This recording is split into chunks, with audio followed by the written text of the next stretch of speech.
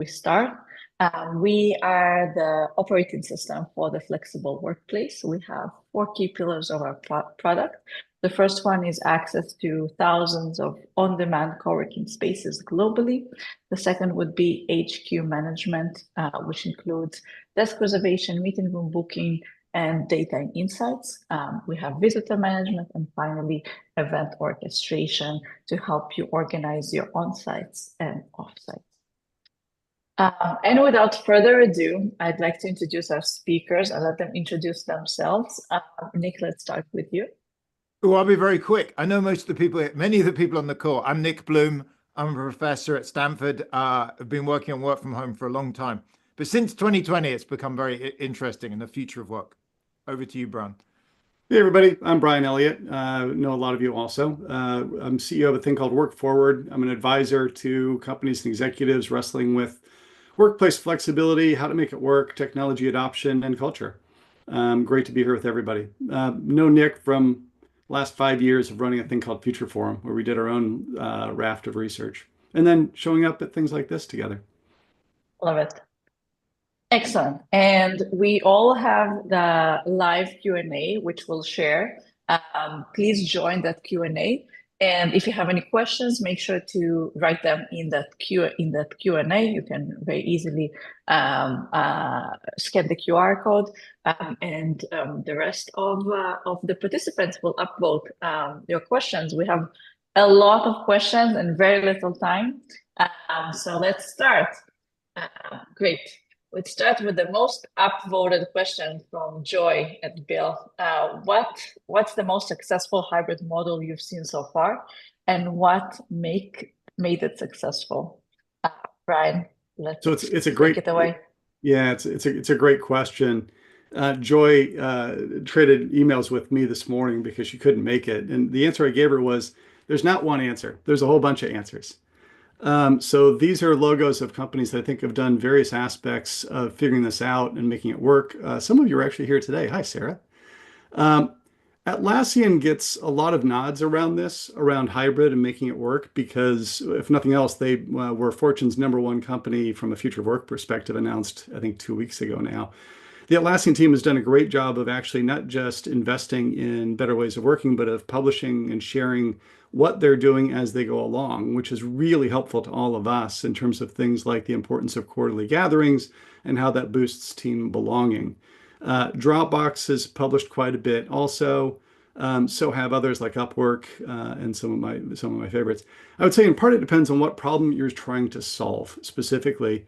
And it also ties in really strongly with both your talent strategy and what you're doing from a work perspective more broadly, meaning it's easier sometimes for technology companies to adopt some greater amounts of flexibility because they don't have people that have to be on the front line, or in the case of Genentech, people who have to work in labs part of the day. Last I checked, doing biochemistry in your garage probably isn't the world's greatest idea. But depending on what problem you're trying to solve, some of these folks may have taken it even further than Atlassian. So Zillow is one of my favorites. I'll drop a link to a study that I published where they talked about their orchestration of gatherings across the entire company. So they do Z retreats. A couple hundred of them happen in 2024 that are centrally supported by a team that actually helps people figure out not only like when they're coming together, but why, what's a great agenda, how do we make sure that their offsites overlap with other people. So depending on what type of challenge you're facing, there's a lot of people that you can learn from out there. And I would encourage everybody to keep on investing in not only finding the right answers for yourselves, but try to help the rest of us by sharing what you're learning as you go along. Love it. Nick, anything to add? No, just weirdly coincidentally on this morning, we were on the pre-meet. I was actually talking to Rich Barton. I just had an earlier meeting on campus, Stanford University, and Rich Barton was chairing it, who's the founder. He was CEO. He's just now as the chairman of Zillow, and I've been talking to them for a bit. They are very happy with their setup. He was saying they basically still haven't many of their offices. They meet once a quarter in person, and otherwise they leave it up to employees to take their own decisions. He said it's been amazing for recruitment and retention. They've hired interesting people. And someone was saying, "Where do your employees live?" And they said, "I'm guessing it's like Park City, Utah, Hawaii, etc." He said, "No, it's not actually. A lot of them are in places like Detroit, Atlanta, Milwaukee. So these, very regular US cities that aren't as crushingly expensive to live in as, say, the Bay Area." And so I think that's what's happened. You see that, the recruitment benefits of not requiring folks to come in all the time have been big for them. The other company I'll talk about is actually similar vein is Lazard's. So Peter Orszag's the CEO of Lazard's, who I've known for a while. I think he's the only Wall Street bank CEO that has a PhD in economics, which is how I'm connected up to him.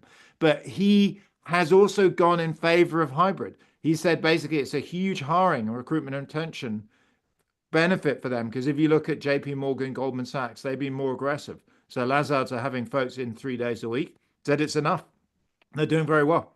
So again, a lot of this is around competitive advantage, that if other folks are, doing an Amazon and getting super aggressive, you get a flood of talent by not doing that. Right. Excellent. Follow-up question, which is actually, I think, a very direct correlation to that. If the benefits of work from home are so clear, why business leaders so opposed? You just mentioned the Amazon situation and many others. So curious to hear your thoughts, Nick.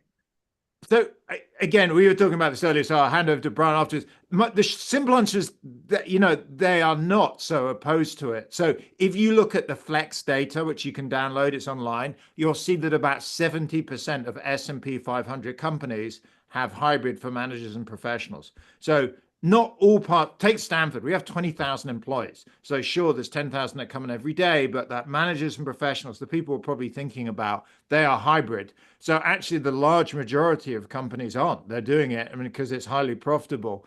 The reason you feel like maybe they are opposed to it is the media narrative. And in fact, this morning we were having a presentation from our comms team here, and one of the things was negativity sells in the media. So negative stories always get reported way more than positive stories. Even for us, it's a challenge at times that you have a positive story, it gets forgotten about. The negatives everywhere. And the same is true with work from home. So the Amazon or the federal government calling people back gets amplified up, and the Zillows, they just, they don't get reported. So if you look in data, you also look at the Castle Swipe data, the census work from home data, Sway data, Pacer AI mobility data, all of these show the same thing, that mostly people are on hybrid. So I think it's just stepping back. If you want to persuade someone, use the Flex data. It's really helpful, because there's the S&P 500, the biggest, most successful companies, and they're typically hybrid. Yeah, the Flex Index data I just dropped a link to. The other one I'd add is the Nick's getting the if it leads, it bleeds is kind of the journalism mandate, right? And even the headlines often get written in ways that are designed to attract your clicks and your attention, and may be completely wrong in terms of how they misrepresent at times research findings. But there are people out there that are actually doing great work. I dropped a link to Synchrony's CEO, who posted an op-ed in Fortune a few weeks back, talking about something that I think is really material here, which is the shift towards flexibility usually gets paired up with a shift towards performance management based on outcomes or results, as opposed to attendance. And that's a huge benefit from a business perspective, but it's also a huge benefit to employees, because it means you're judging people not on their appearance, literally at times, or things like hustle culture. You're judging them on the basis of, can they actually produce? And I think that's a win. And I wish that kind of story got more coverage. I cannot agree more. Follow-up question. Easy from VergeSense is asking, what anticipated trends or prediction do you have for 2025? I think both of you can answer this. Who wants to start? Nick? We're gonna see more of these stories, because there are sets of people that actually want to make sure these stories get noticed. The Doge thing by Elon and Vivek is clearly going to cause ongoing ripple effects. I actually think that a lot of employers will come to regret that particular push by the federal government, because the damage that could potentially be done to federal government workforces will have knock-on effects for employees, meaning your wait times for things like Social Security benefits questions, VA benefits, trying to get your passport could get worse if they actually manage to do some of what they're proposing. So I think there could be some real challenges on that front. I think we'll see some continued push on the RTO mandates by some firms, but we're going to see exactly what we saw this year, which is two firms getting more flexible for everyone that pushes back in, because those CEOs get that they can steal the best talent away from the people who are forcing folks back into the office. I would take it. I'll take it. I'm not going to talk so much about 25. I'm going to talk like 3, 4 years out. I think my prediction is I think we're actually at some point going to see remote work, so not remote, I should say work from home pick up a little bit. Why? Because the technology has got dramatically better. In fact, I'll give you two just anecdotes, or three actually. One is I was in Google about 4 weeks ago, and I saw their Starline, which is this like huge screen with 3D. It's very impressive actually if you've not seen it. It's expensive. These units they're going to ship to the market 2025 Q2. But they're going to make video calls rather than basically what I'm looking at now. I'm looking at, Sarah, Chris, Lisa, Brian, these like small windows on my laptop. This is a much bigger thing with 3D. There's a company, Noro, that has 12 by 12 foot screens. They have cameras throughout it. So I did a demo, and I demoed with one of their co-founders. She was up in New York. I was in SF, and it felt like an in-person meeting because it was so good. So this kind of, Gable, for example, software and services to support hybrid. So my guess is we're going to slowly see this line is flattening off. And as we go 3, 4, 5 years out, the technology is going to get so much better. This is tech that's been developed in the pandemic that actually is going to start to pick up. So like imagine, tech drives everything here. In the long run, the technology is going to mean that if I'm looking at far out, I think actually work from home would rise. As Brian says, the other thing I think is going to be a fiasco in the federal government. They're going to, enforce it. There's going to be a lot of fighting, and then come late next year, there'll be some disaster like the veterans' paychecks don't arrive because everyone's been forced in the office. So many people have quit. The computer system fails. The people fixing it, they've all quit. And then they're going to have to backpedal fast. So wait, I give it like October, November, there's going to be a government disaster, and they're going to have to backpedal. Much like Musk did at Twitter, by the way, when he tried to cancel work from home at some point to reverse course. Musk and Vivek both have remote work job postings for their companies. Surprising. I wonder if they know. It's quite amazing. Excellent. Thank you. Follow-up question from Chris from Charter Communication. Can you provide examples of companies who may have figured out how to capture the human capital ROI separate from the portfolio optimization? I think it's an excellent question. Yeah, it's a great question, Chris. I can give you some like anecdotal stories without naming names. There's a set of trade-offs that I've seen a number of firms make that go along the following route. We've shrunk the office space to some degree, but we've put a lot of those savings basically back into the company in the form of three things. One, travel funds for distributed teams to be able to get together. The second is redesign of the remaining space and/or funds for flexible spaces. So because the spaces we all left in 2019 aren't quite so fit for purpose. And the third is funding small teams to help people be better operators of whether it's gatherings or even working on things like how do we shift more towards asynchronous ways of working. So Zillow did expressly this, Atlassian did this, Allstate did this. Mr. Cooper down in Texas has done a lot of the same things too. There's a series of companies that basically said, I'm going to take that portfolio ROI and play it back in. I also know of a few companies, and I hope that they start publishing this, that have tracked the dollar benefits of greater flexibility to employees, in large part on the basis of what Nick published in his paper in Nature, which is the decline in attrition rates, combined with lower cost to acquire new talent and bring them in, and have seen some real savings in terms of benefit to the business of longevity of employees and lower turnover. So from a human capital perspective, that's definitely there. And I think longer term, what we're going to see is the question marks that some of the recent research reports show around the forced mandates are driving out longer tenured, more skilled employees and more women. And that's got knock-on effects that I think are going to go to the negative consequences side of the ledger.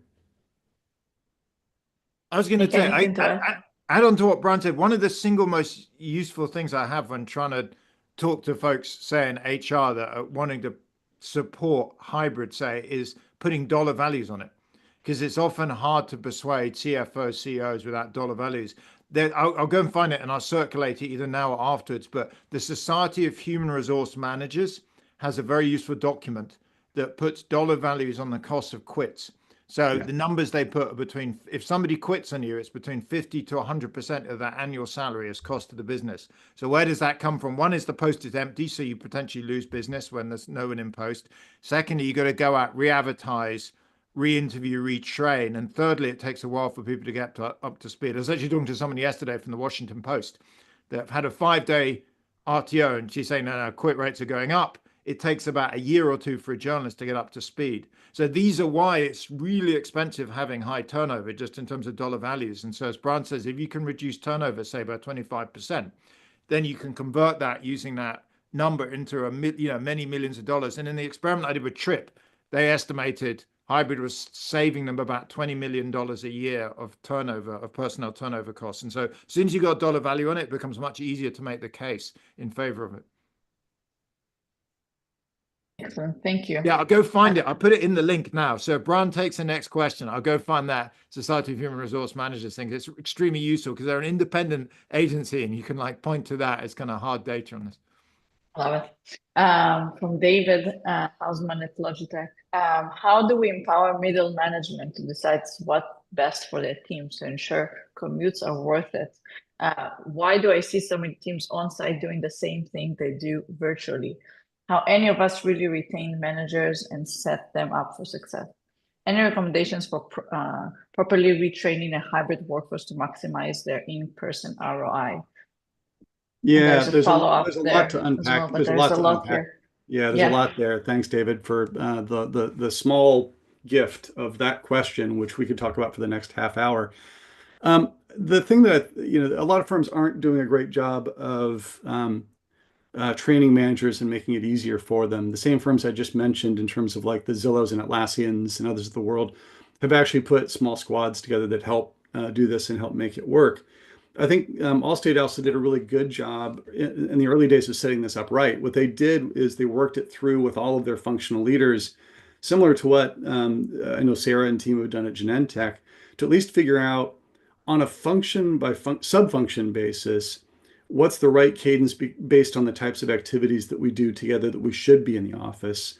And it turns out that, for example, marketing designers being in the office 3 days a week, Tuesday, Wednesday, Thursday, and having more of that time be around the reviews of different designs that are interactive and collaborative. So you've got Monday and Friday as sort of solo work time is very different from the work of marketing analysts who are largely solo work and where the requirement basically is once a month you're in for 3 days because that's training events.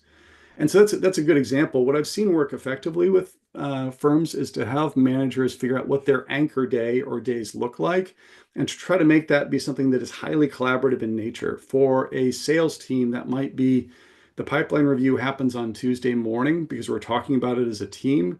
We have a 2-hour block for lunch and socializing and getting to know one another again.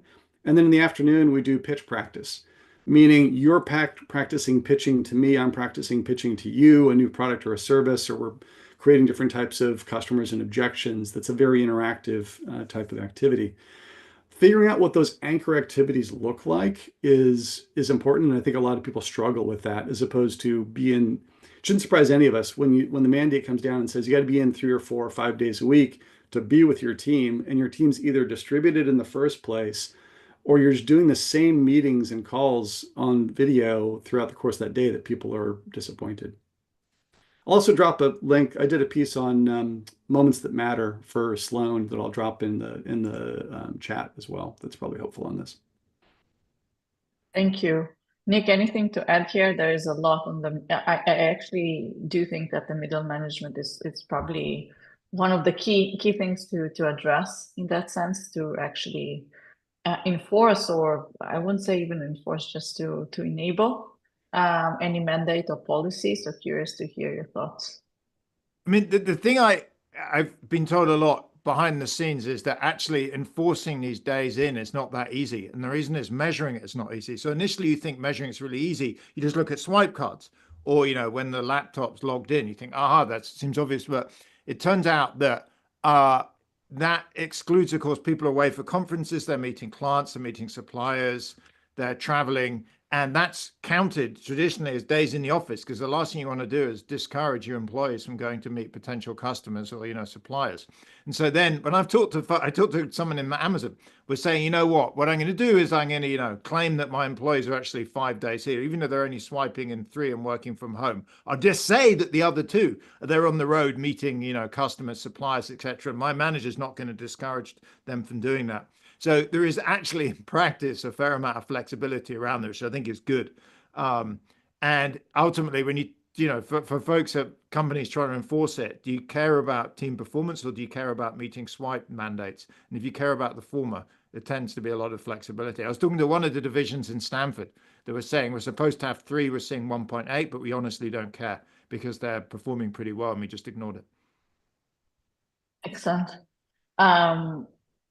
As a follow-up question, I think one of the things that Sarah mentioned is, how do you lead with the why? Why are you coming to the office? Why are you doing those activities? I think that's also something important.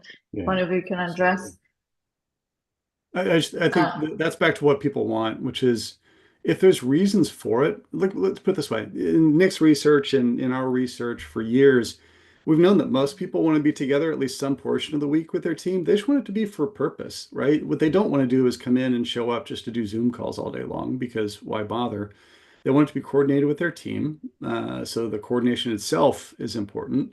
And they want it to be meaningful. That's why I think you get a lot more benefit out of saying, here's the one anchor day and what we do on that day. By the way, as the boss, I'm also here, I'm here on Tuesdays and Wednesdays, or maybe Tuesday, Wednesday, Thursday. And if anybody wants to catch me live, I'm around. But Tuesday is the day that we all as a team agree that we're going to try to come together. And again, that works if your team's co-located. If they're distributed, it doesn't. And then you got to start thinking about things like I've done this recently with a client. They're much more anchored off of the sort of rhythms of the business and thinking through things like big projects and big pieces of collaboration where the kickoff and then the monthly milestone review meetings are really the anchor for getting people together, because it's a group of people that otherwise hasn't really worked together as much. So that kickoff is really critical in person for 3 or 4 days. And then once a month, coming back together allows them to go a little bit deeper to rebuild some of those bonds as well. And then people fly back home afterwards. To build on what Brian said, I actually put a link in our chat to a paper that Adam Grant sent me, which is from the Proceedings of the National Academy of Sciences. And it looks complicated, but the concept is really straightforward and is useful, which is often I meet execs that say, oh, we need people in for innovation. And they need to come in, every day for innovation. If you look at this PNAS paper, looked at what's called bursting. And the basic strap line of it is the most innovative teams tend to have a mix of in-person and downtime, because if you think of trying to create something, it's useful being together to talk and ideas bounce off each other, but you also need to step back and read and analyze and process. And if you spend all the time together, you don't have any independence of thought. You get kind of group thought and there's no deep thinking. I mean, it's interesting that Amazon is famous for its meetings. Before the meetings, people have to quietly on their own read these memos so that they're not always, so noisy. So if you look at that PNAS thing, it says the best thing is basically what we would think of as hybrid, which you get maybe a couple of quiet days a week where you can read, write, think carefully. And then you get time together. And as Brian said, as teams progress, it may be that time together is less. But a mix is actually, so you get people saying they've got to be in person for innovation. It's like, yes, some of the time, but they don't need to be in person all the time, because actually quiet, deep thought is useful for creativity as well. And that's a pretty useful citation. It looks like that. Oh man, I didn't cut the image quite right, but you get the idea. Basically, most execs think that this is actually what works, right? That all of your collaboration is in these little balls bouncing around all over the place. What works best is if you got chunks of time for deep work, right? That are separate from that bursty collaboration time.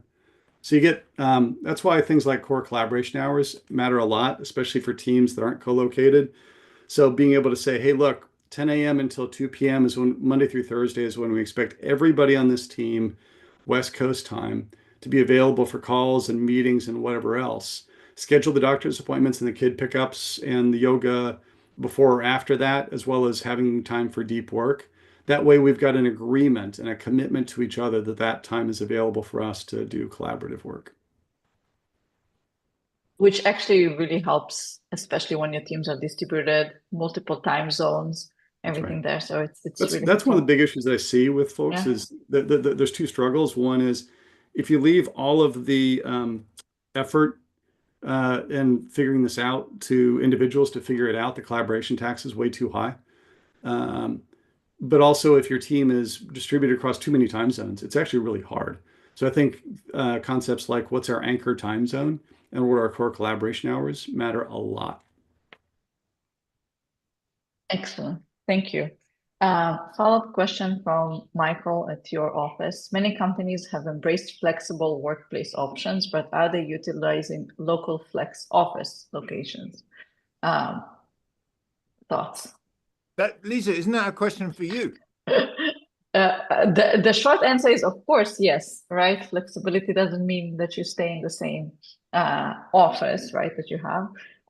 We've seen tremendous growth in utilizing flexible spaces, very much aligned, of course, with what Brian and you mentioned, right? The collaboration of localized teams or purposeful gatherings. I'm sure that Brian, you've seen this a lot through Zillow use case or Atlassian. It's very much aligned, not having the office as your only flexible option, if that makes That's right. sense.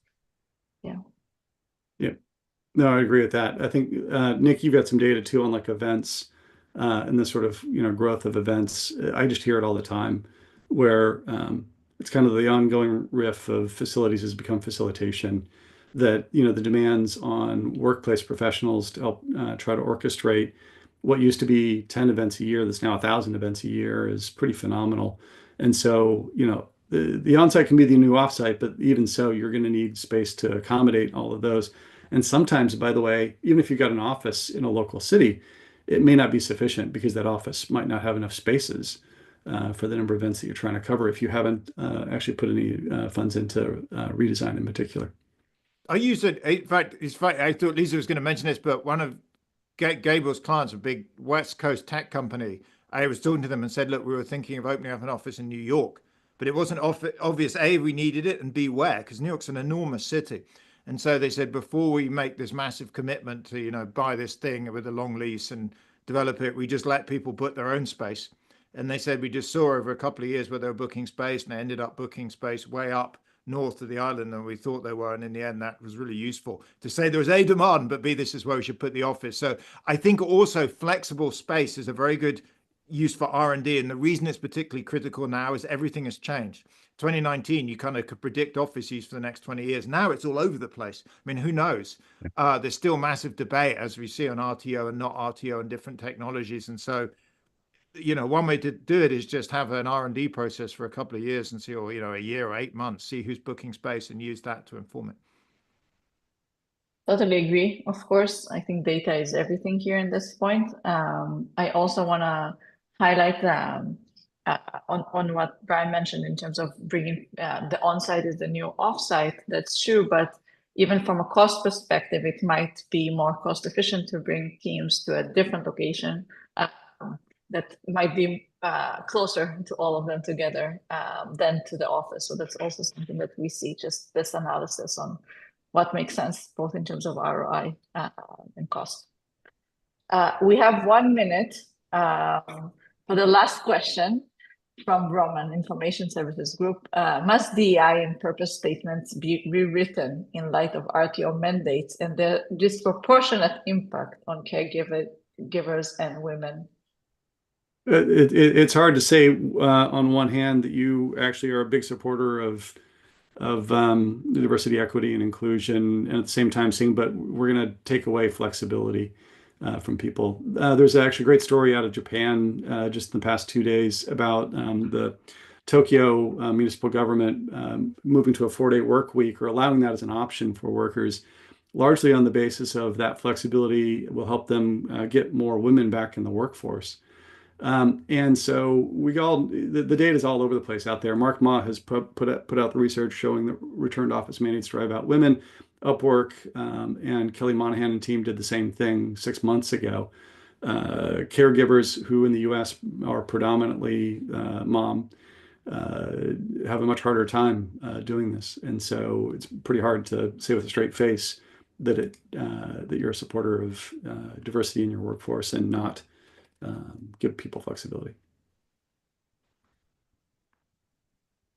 Perfect.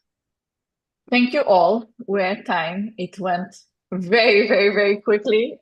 Amazing. Stay tuned to another Ask Me Anything in the new year. Really excited. Thank you both, Brian and Nick, for taking the time. And have a great rest of your day, everyone. Thank you for joining us. Great. Thanks.